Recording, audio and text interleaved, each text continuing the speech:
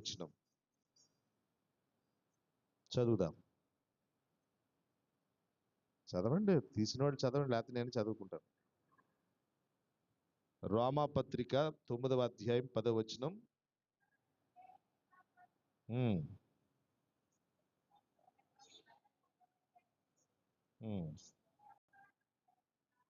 ఉమ్, ఉమ్, ఉమ్.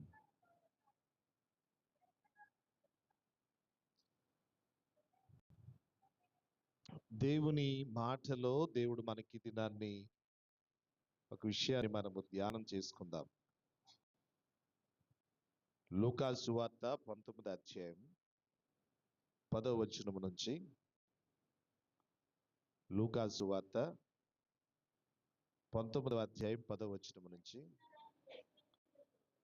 నశించినటువంటి దానిని వెదకి రక్షించటానికి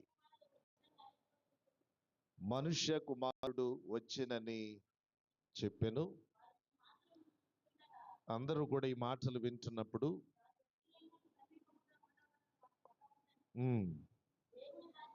దేవుని రాజ్యం ఉమ్, ఉమ్, దేవుని బిడ్డలుగా దేవుడు ఈ దినాన్ని మనం ఒక మాట నేర్చుకుందాం. రాక్తి భక్తిని గురించి నేర్చుకున్నారు. భక్తి అంటే ఏంటో, ఇది ఆచారంగా చేసేది భక్తి కాదు. ఇప్పుడు మీరందరూ కూడా మీ స్నేహితులు కొంతమంది క్రీస్తుని గురించి తెలియని వాళ్ళు ఏమంటారంటే మనల్ని, నువ్వు మతంలో ఉన్నావా అంటారు. ఎందులోని? మతంలో ఉన్నావా అంటారు. అంటే యేసు ప్రభు వారిని నమ్ముకునటం కొంతమందికి అర్థం కానటువంటి విషయం ఏంటంటే మతం అంటారు. మతంలో ఉన్నామనంటే మనమేమంటాం? అవును, మేము మతం తీసుకున్నామని తెలియని వాళ్ళు అంటారు. కానీ చాలా మందికి తెలియని విషయం ఏంటంటే, నువ్వు మతంలో ఉన్నావో మార్గంలో ఉన్నావో కూడా తెలియదు చాలా మందికి.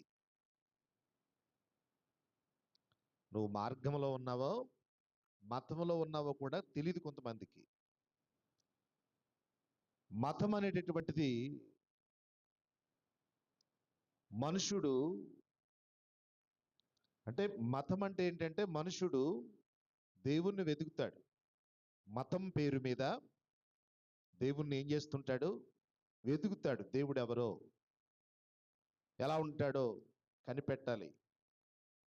దేవుడు ఏ ఆకారంలో ఉంటాడో, ఏ రూపంలో ఉంటాడో, ఎలా అయినా కానీ దేవుణ్ణి నేను కనిపెట్టాలి. దేవుణ్ణి కనిపెడితే దేవుడు నాకు దొరుకుతాడు అనుకున్నట్టుగా వాళ్ళు, మతంలో ఉన్న వాళ్ళు అలా ఆలోచిస్తారు. అంటే మతం అనేటటువంటిది మనిషికి ఎలాగ ఆలోచన వస్తుంది అంటే, బాహ్య సంబంధమైనటువంటి ఆచారాలకు ప్రాముఖ్యతనిస్తుంది మతం. మతం అనేది శరీర సంబంధమైనటువంటి కొన్ని ఆచారాలు ఉంటాయి. ఆ ఆచారాలకు ప్రాముఖ్యతనిస్తుంటాయి. మతం పేరు మీద ఏదో ఒకటి చేసి ఎలా అయినా కానీ దేవుణ్ణి నేను ఏం చేయాలి, దేవుడు ఎక్కడైనా దొరుకుతాడేమో అని మతం పేరు మీద వెతుకుతుంటుంటారు.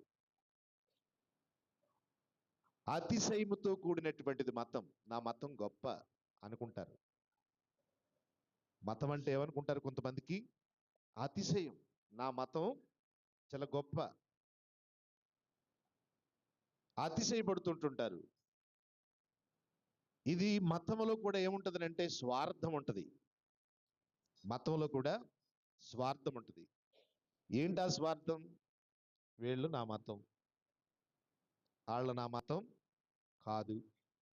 అంటే నా మతం కాదు అని అంటే వాళ్ళు నాకు వ్యతిరేకులు అని భావిస్తుంటారు. మతం అనేటటువంటిది, ఒక ఆయన అన్నాడు, అదొక భయంకరమైన మత్తు లాంటిదంట.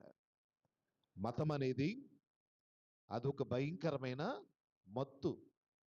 మత్తులో ఉన్నటువంటి మనిషికి ఏం మాట్లాడతాడో తెలియదు, ఏం చేస్తాడో తెలీదు, ఎలా తూలిపోతాడో తెలీదు, ఎక్కడ ఎలా జారిపోతాడో కూడా తెలీదు. అందుకే మతం అన్నదంత మత్తు లాంటిది. ఆ మత్తుతో పాటు చాలా మంది మతం అంటే ఎలా ఉంటదంటే వాళ్ళకి అదో పిచ్చి. వాళ్ళని మత పిచ్చి వాళ్ళు అంటారు. ఏమంటారు? మత పిచ్చి వాళ్ళు. మతం కోసం వాళ్ళు ఏం చేస్తారంటే ఎదుటోడు ప్రాణమైన తీసేస్తారు, లేకపోతే వాళ్ళ ప్రాణమైన తీసేసుకుంటారు. ఇలాంటి దుర్మార్గమైనటువంటిది మతం అన్నది మనుషుల్ని, వాళ్ళను ఒక శాడిస్టులుగా తయారు చేస్తుంటది. మతం మనిషిని ఏం చేస్తుంటది? ఓ శాడిస్ట్గా ఏదో అన్నట్టుగా ప్రవర్తింపజేస్తూ ఉంటుంటది. అందుకే ఇప్పుడు నీవు ఆరాధించుచున్నటువంటి నీ ఆరాధనకు యోగ్యుడైన దేవుణ్ణి నమ్ముకున్నది నీవు మతంలో ఉండాలని నమ్ముకున్నావా, లేకపోతే మార్గంలో ఉండాలని నమ్ముకున్నావా? ఈ రెండు తేల్చుకోండి. మతములో ఉందామనుకుంటే మాత్రం యేసు ప్రభుని నమ్మొద్దు. యేసు ప్రభువుని నమ్మటం అంటే మతంలో ఉండటం కాదు. యేసు ప్రభువుని నమ్మటం అంటే మతంలో ఉండటం కాదు. మతం అన్న దానికి యేసుక్రీస్తు ప్రభువారు వ్యతిరేకి. మతానికి స్థాపించటానికి యేసుక్రీస్తు ప్రభువారు ఈయన మత స్థాపకుడు కాడు. ఏదైనా ఒక వ్యక్తి ఆ వ్యక్తి స్థాపిస్తే ఆ వ్యక్తి పేరు పలానా, మతాన్ని స్థాపించిన వ్యక్తి పలానా పలానా అని చెప్పుకుంటారు. కానీ యేసుక్రీస్తు ప్రభు అయితే మాత్రము మతాన్ని స్థాపించడానికి మాత్రం రాలేదు. ఎందుకు యేసుక్రీస్తు ప్రభు వారు వచ్చారు అని అంటే లూకాసు సువార్తలో మీరు చదివినట్లుగా నశించినటువంటి దానిని, అంటే మతం కోసం మత ప్రవక్తగా ఇక్కడ ప్రబోధనలు ప్రబోధించటానికి ప్రభు రాలేదు. ఆయన ఎందుకు వచ్చాడు అని అంటే నిన్ను మార్గముల్లో నిన్ను నడిపించటానికి. ఎక్కడికి నడిపించటానికి? మార్గములో నడిపించటానికి. ఎందుకు మార్గములో నడిపించాలి అని అంటే ప్రభువైన యేసుక్రీస్తు ప్రభువారు రావలసినటువంటి ఎందుకు అంత అవసరం వచ్చింది అని భూలోకమంతటిని కూడా ఆయన కన్నులు సంచరించినప్పుడు భూమంతా కూడా ఏమైందంటే పాపము చేత నిండిపోయి బొత్తుగా అందరూ కూడా చెడిపోయి మార్గము తప్పి అందరూ కూడా చెడిపోతున్నారు. అలాంటి పరిస్థితుల్లో నశించిపోతున్నటువంటి మానవ జాతిని, తన పోలికలో ఉన్న మనిషిని వెదకి వెదికి వెదికి రక్షించటానికి మనుష్య కుమారుడు వచ్చాడంటే మతమును స్థాపించటానికి యేసుక్రీస్తు ప్రభు వారి భూలోకానికి రాలేదు. అవసరం లేదు ఆయనకి మతం. ఎవరిని వెతుక్కుంటూ వచ్చాడు? నశించిన మానవ ఆత్మలు భూమి మీద ఉన్నాయి, వారిని రక్షించడానికి వచ్చాడు. మతం ఏం చేస్తుంది? మనుష్యుడు దేవుణ్ణి వెతికేటట్టు చేస్తుంది. యేసుక్రీస్తు ఏం చేస్తున్నాడు? ఆయన వెతుక్కుంటూ ఆయన వస్తున్నాడు. మనమేమో ఎదుగుతున్నాం మతం పేరుతో, దేవుడు నాకు దొరుకుతాడేమోనని. కానీ ఇక్కడ ఈయన అలా కాదు, మనల్ని వెతుక్కుంటూ వచ్చాడట. ఏం చేయటానికి? మార్గములో మనలను నడిపించటానికి వెతుక్కుంటూ వచ్చాడు. అంటే మతానికి నీ మార్గానికి ఉన్న వ్యత్యాసము ఒక్కసారి మీరు పరీక్షించాలి. మతానికి నీ మార్గానికి తేడా ఏంటి? మతం ఏం చేసిందని చెప్పాను, చెప్పాలి. మతం ఏం చేసింది? మతం పేరు మీద మనుషుడు దేవుని వెతుకుతున్నాడు. మార్గం ఏం చేసింది? అర్థమవలేదా? మార్గం ఏం చేసింది? మనిషిని వెతుక్కుంటూ వచ్చింది. అరే నీ మార్గము అది కాదు ఇది అని దేవుడే వెతుక్కుంటూ వచ్చి మార్గమును చూపించి మిమ్ములను రక్షించుటానికి వచ్చాడట ఆయన. ఎందుకు వచ్చాడు? రక్షించటానికి వచ్చాడు. అందుకని మనకు మార్గమ మంచిదా, మతం మంచిదా? చెప్పండి అందరూ. అందుకే 2వ వాక్యములో చూద్దాం. మత్తయి సువార్త 5వ అధ్యాయం 8వ వచనంలో చెప్తాడు. 8వ వచనం మత్తయి సువార్తలో ఇక్కడ ప్రాముఖ్యమైన విషయం చెప్తున్నాడమ్మా. ఈ మార్గములో ఉన్నటువంటి నీకు ప్రభు చెప్తున్న మాట ఏంటంటే, వెతుక్కుంటూ ఆయన దగ్గరికి వచ్చి నీకు మార్గము చూపించి అంటాడు, హృదయ శుద్ధి గలవారు ధన్యులు. అంటే ఇప్పుడు నన్ను చూడాలంటే అంతరంగమందు పరిశుద్ధత కలిగి ఉండాలి. దేవుని చూడాలంటే ఏం ఉండాలి? ఎవరిని చూడాలి అంటే ఆయన మార్గములో ఉన్నటువంటి మనం ఏం కలిగి ఉండాలి?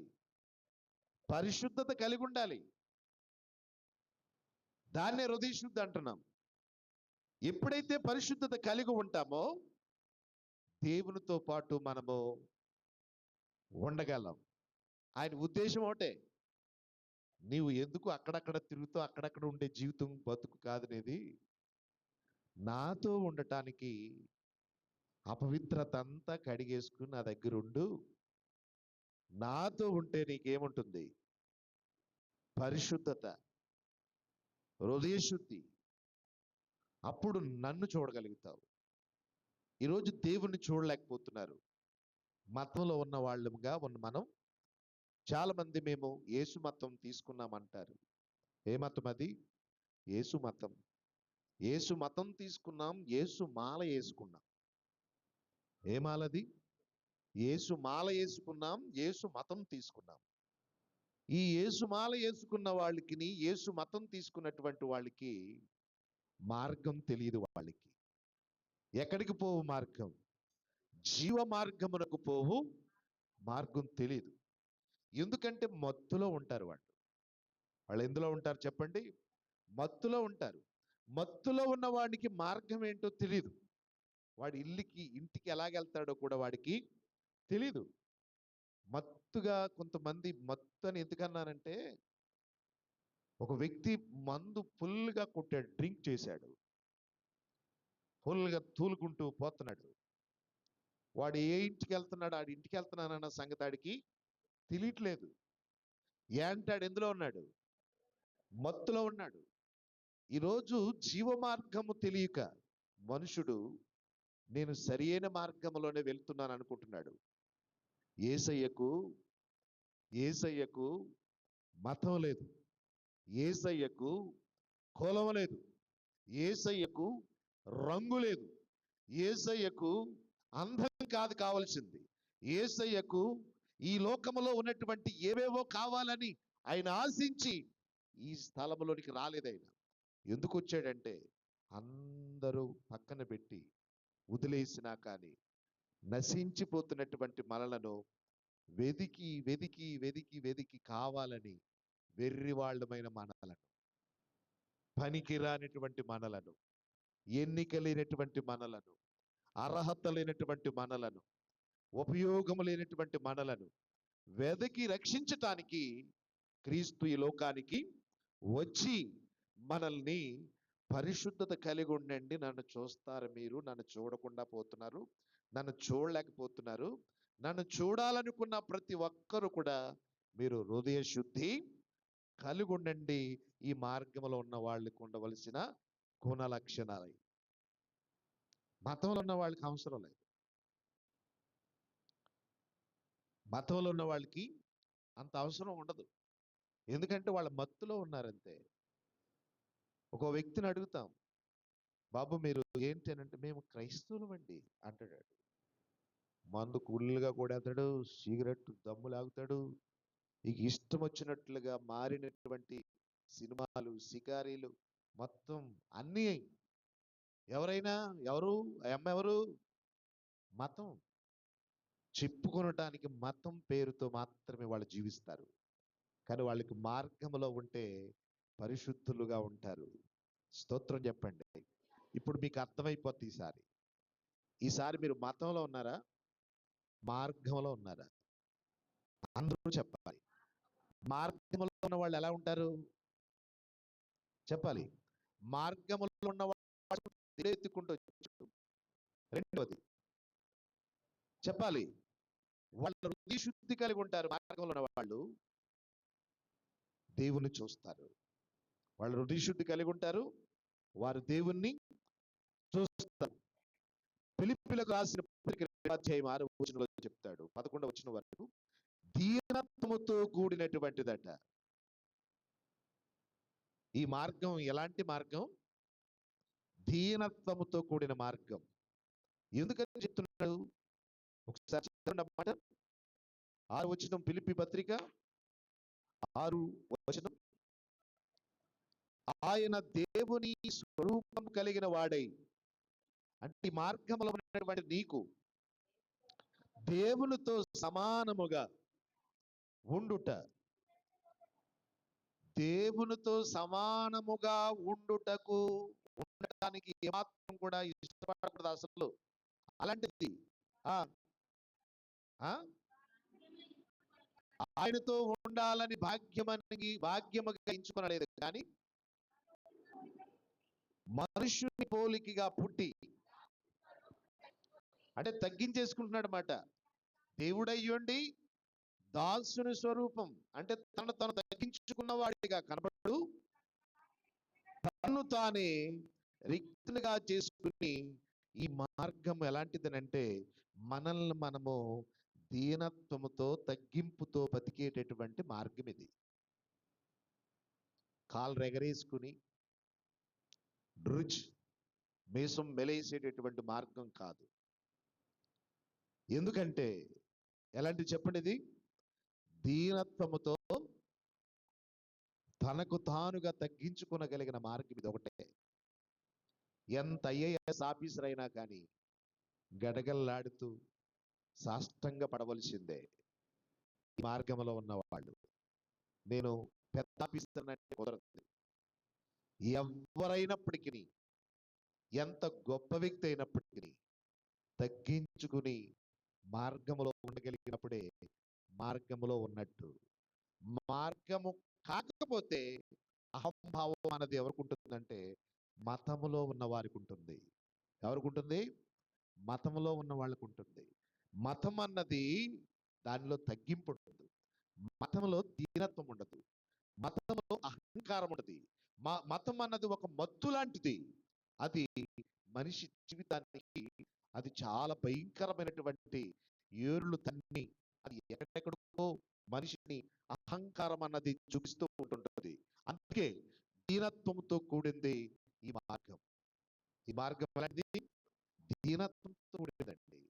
అందుకని ఈ మార్గంలో ఉన్నావంటే ఆటోమేటిక్ గా నీకు ఏమొచ్చేస్తుంది చెప్పాలి? దీనత్వం వస్తుంది. చాలా ఒబీడియంట్ అయిపోతావు. చాలా ఇంతకి ఇప్పటికీ నిన్ను చూస్తే కొంతమందికి అర్థమవుతుంది. ఇంత క్రితం నీ రోషం, నీ పౌరుషం, నీ మాట, నీ తీరు ఎలా ఉండేది, ఇప్పుడు ఈ మార్గంలోకి వచ్చిన తర్వాత ఎలాగుందో ఒకసారి ఆలోచించు. అలా ఆలోచించగలిగినటువంటిది మార్గం అండి. స్తోత్రం చెప్పండి. నిన్ను చూచేటప్పటికి ఎదుటి వ్యక్తులు ఆలోచిస్తారు, ఇలాంటి లక్షణాలు ఎలా రాగలిగినాయి, ఇలాంటి మంచి స్వభావం ఈ మనిషి ఎత్తం చాలా గాడి స్వరంతో మాట్లాడేది, కుక్కలాగా కరిచేసినట్టు మాట్లాడేది, అన్నట్టుగా ఉంటే చాలు పడిపోయింది.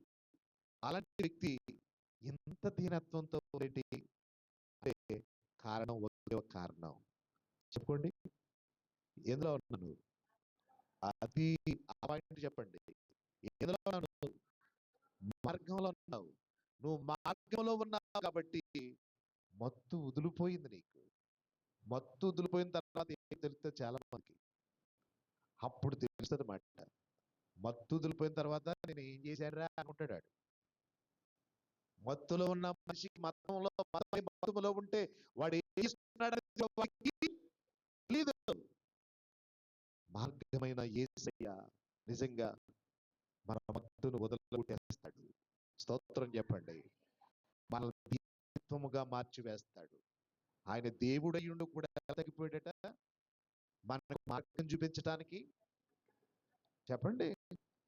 ఇప్పుడు గుడ్డివాడికి లేకపోతే గుడ్డివాడికి దారి చూపిస్తుంటున్నప్పుడు మనం కూడా ఏం చేస్తాం చెప్పండి? ఒక గుడ్డివాడికి దారి చూపిస్తున్నా, దారి చూపిస్తున్నప్పుడు చేయి పట్టుకుని మనం గబగబా నడిచిపోతామా? ఎలా నడుస్తాం? అంటే నిన్ను అనుసరించి నడుస్తూ ఉంటారు గుడ్డివాళ్ళు, అవునా? అలా నడవకపోతే ఎలా పడితే అలా నడిచేస్తే వాళ్ళు ఏమైపోతారు? అందుకే గుడ్డివాడైనటువంటి వాడు ఎవడైనప్పటికీ మరొక గుడ్డివాడికి దారి చూపడం అసాధ్యం. మార్గంలో ఉన్న వ్యక్తి అయితే ఇంకొకరికి మార్గం చూపించగలరు. మతం అనే ముసుగులో ఉండి నీవు జీవిస్తే ఒక వ్యక్తి నిన్ను బట్టి దేవుని వెంబడించడు. ఎందుకంటే బాహ్య సంబంధమైనటువంటి పురుషుడు బయటికి కనబడతాడు. ఆ వ్యక్తి ఎవరంటే మతంలోనే భయంకరమైన దుర్మార్గుడు. బాహ్య శరీరం అంతరంగ పురుషుడు ఉన్నాడే ఆయన మార్గంలో ఉంటాడు. ఆయన ఎవరు అంటే నిన్ను నువ్వుగా తగ్గిపోయేటట్టుగా చేసేవాడే ఆంతర్య పురుషుడు. ఆయనే హృదయ శుద్ధి చేసేవాడు, ఆయనే మన ఆత్మశుద్ధి చేసేవాడు, ఆయనే మన స్వభావాన్ని మార్చేవాడు. మన తలంపులు మనలను మనము తగ్గించుకున్నట్టుగా చేసేటటువంటి వ్యక్తి ఆంతర్యశుడు, ఆయనే యేసుక్రీస్తు. అందుకే మార్గంలో ఉండగలిగితే నీవు అన్నింటిలోనూ కూడా మార్పే కనపడుతుంది. మార్గంలో ఉంటే అన్నింటిలో ఏం కనపడుతుంది? మార్పే కనపడుతుంది. అందుకే ఈ మార్గంలో ఉన్నటువంటి వ్యక్తికి ఒక మాట చూడండి. 2 కొరింథీ పత్రిక 5వ అధ్యాయం 5వ వచనం. 2 కొరింథీ పత్రిక 5వ అధ్యాయం 5వ వచనం. పరిశుద్ధ గ్రంథంలో మార్గంలో ఉన్నటువంటి నీకు దేవుడు నీకు ఇచ్చే మంచి మరొక అలవాటు ఏంటంటే చదువుదాం. దేని నిమిత్తం? మరియు ఆయన తన ఆత్మ. ఏమైందమ్మా? మతంలో ఉన్నారా మీరు? మార్గంలో ఉన్నారా?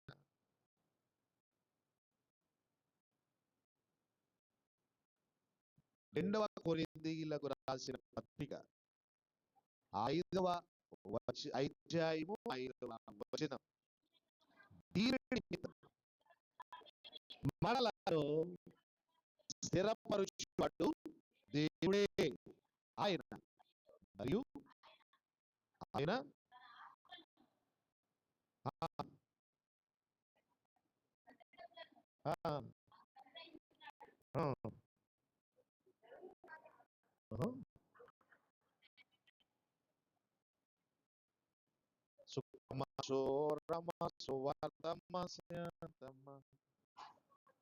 ప్రార్థనకి వచ్చేసారమ్మా మీరు, బైబిల్ చదివేస్తున్నారు.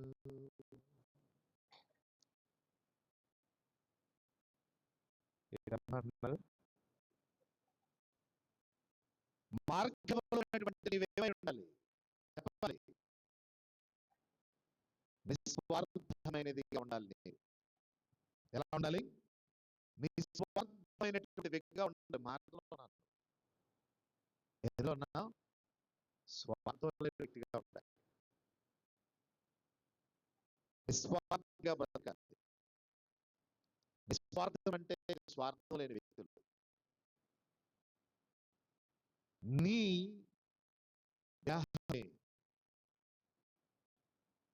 దేవాలయంగా మార్చేసుకునేటటువంటి స్వభావం వచ్చేస్తుంది మార్గంలో ఉన్న వాళ్ళకి.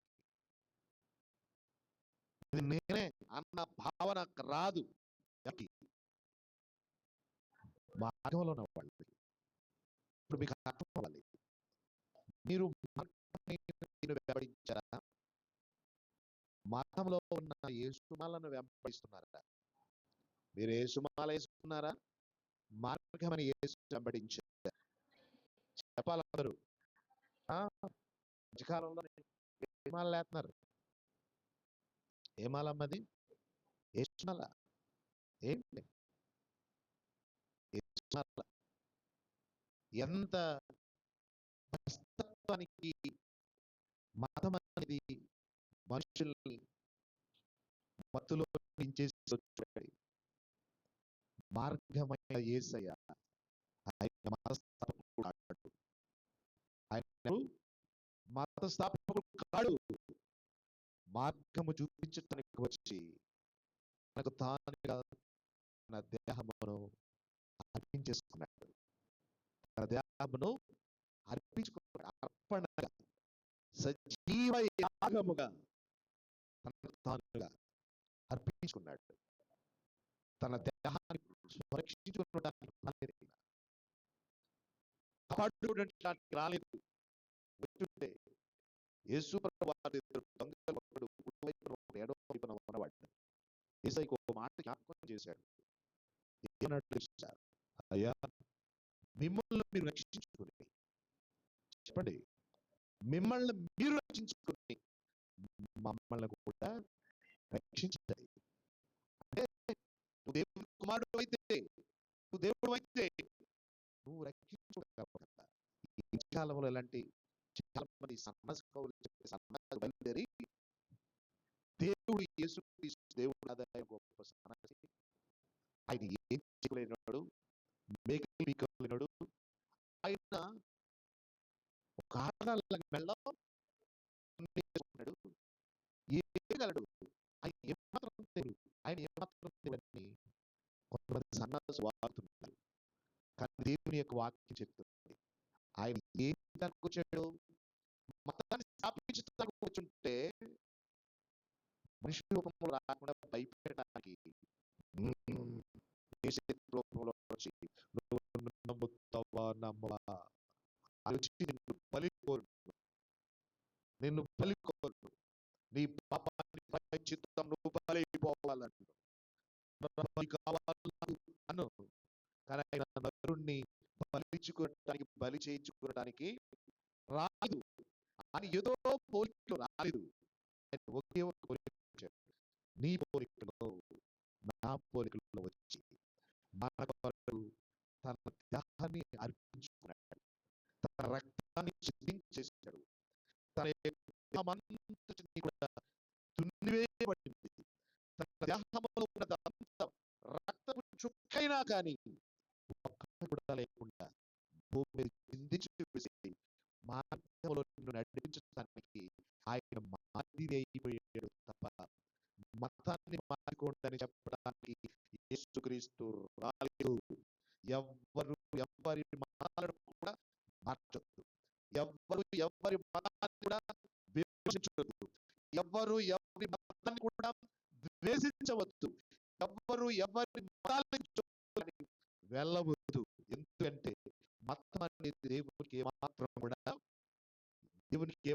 కూడా ఇష్టమైంది మతం కాదని కావాల్సింది మనిషిలో ఉన్న మానవత్వము మంట కలిసిపోకుండా, మనిషి ఎప్పుడు మనిషి ఆత్మశుద్ధి కలిగి, హృదయ శుద్ధి కలిగి మనిషి చూడాలి. అది ఉద్దేశం.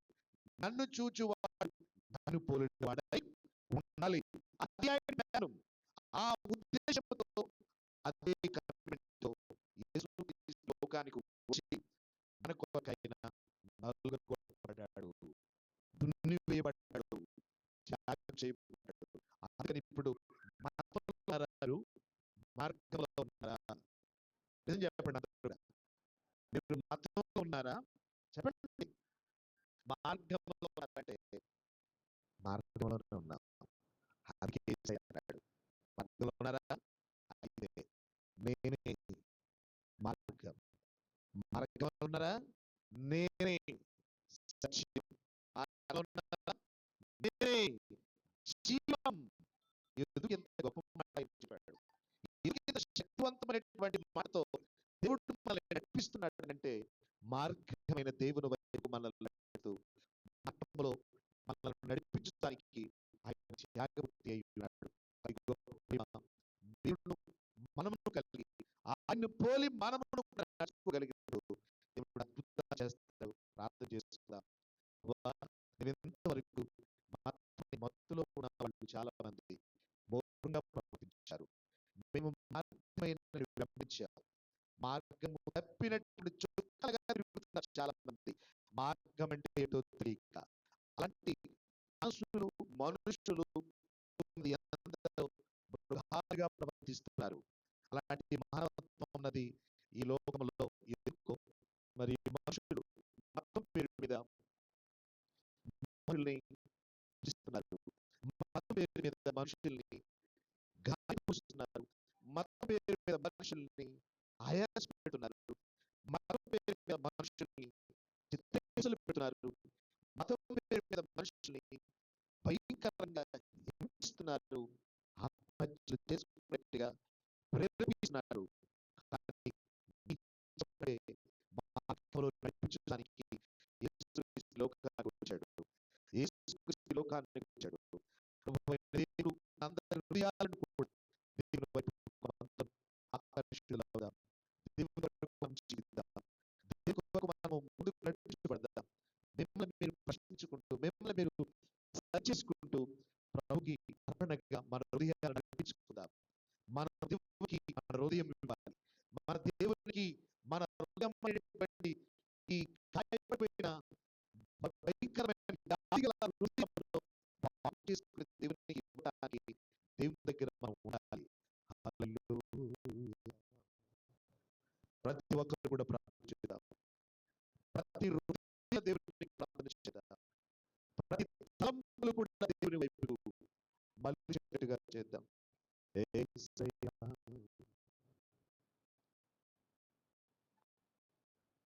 యేసుని వందనాలు చెల్లిస్తున్నాను.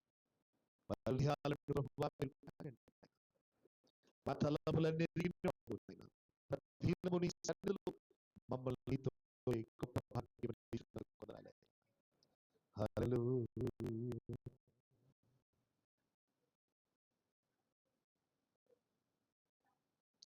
ప్రార్థన చేద్దాం. మీ గురించి ప్రార్థన చేసుకుంటూ మీ తలంపులన్నిటిని ఎరిగినవాడు. ఎవరి మత్తులో ఉండి మార్గం ఎరుక మనుషులు మంచిగా ప్రవర్తిస్తున్నారు. వారందరూ మార్చబడుదురు గాక. వారందరూ రక్షించబడుదురు గాక. ఈ చిత్తంలోని బిడ్డలందరూ నడిపించబడుదురు గాక. ఎవరైతే ప్రార్థించి